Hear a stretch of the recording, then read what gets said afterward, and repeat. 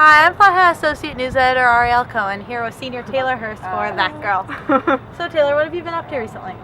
Recently we've been doing a lot of great things with an organization I'm involved with called SOMOS, Student Organization for Medical Outreach and Sustainability.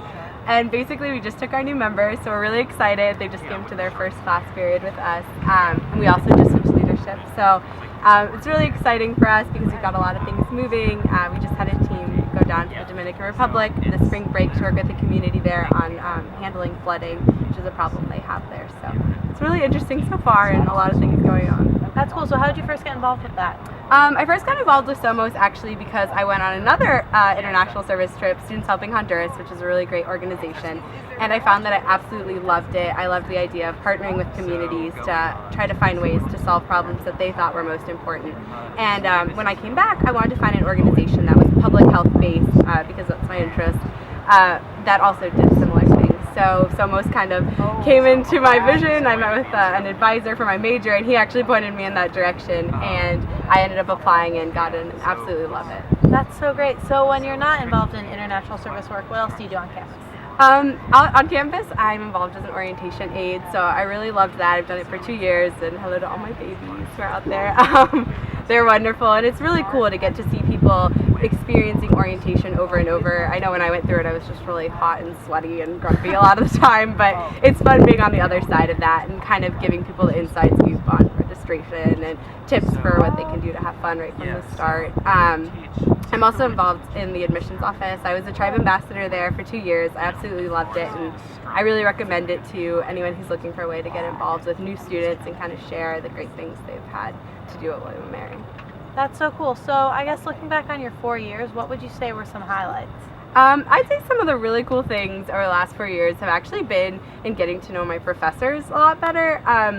I came in and I was really timid about getting to know professors. It seemed kind of intimidating, the idea of going up and introducing myself, but I've had great opportunities to do research, which has been something that I'm really passionate about, both in like a lab setting, but even if you're not into like the pipette thing, which I was to some extent, but I wanted to try something in sociology, and like getting to do that was also really great.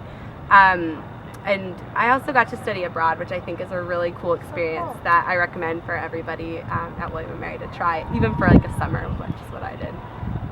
Okay, great. So you've changed around your focus of study a lot. Can you tell us about what you're doing right now? Yes, absolutely. Every time I call my parents, they would be questioning because it would be a different major. So I was one of the undecided. I came in thinking I wanted to do something like physical therapy.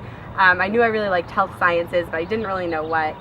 Then I got really interested in public health, which is something that I hadn't really heard of before I came to William & Mary, and more specifically global public health. I started taking sociology, loved it, and that was a really key component because it was a class I started taking for fun and then ended up turning it into my minor because I just really liked it. So it's something that I always recommend to new students, to really take classes for fun because you never know if it could develop into a major.